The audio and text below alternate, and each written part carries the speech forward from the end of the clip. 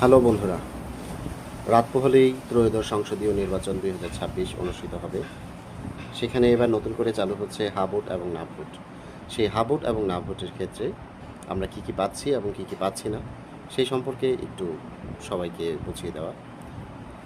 হা ভোটের ক্ষেত্রে আমরা তত্ত্বাবধায়ক সরকার নির্বাচন কমিশন ও সরকারি কর্ম কমিশন পিএসসি গঠনে সরকারি দল ও বিরোধী দল একত্রে কাজ করবে, এটা 1 নাম্বার।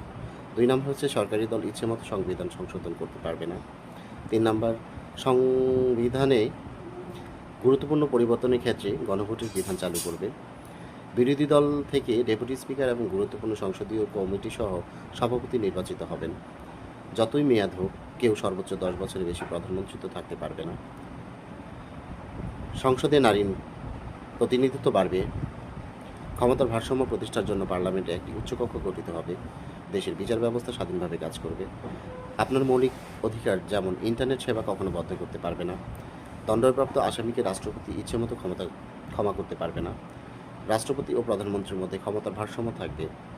রাষ্ট্রভাষা বাংলা মর্যাদার পাশাপাশি অন্যান্য জনগোষ্ঠীর ভাষাও সাংবিধানিক স্বীকৃতি পাবে। এই হচ্ছে হা ভোটের, আপনারা হা ভোট দিয়ে এটা পাবেন। আর না ভোটে পাবেন এই এতগুলি যেগুলি বলা হয়েছে সেগুলি কিছুই আপনারা পাবেন না, সেটাই হচ্ছে না ভোট। সবাই যার যার ইচ্ছে মতো জ্ঞান, যার যার নিজের জ্ঞানে বুঝে হা ভোট দিবেন, না ভোট দেবেন।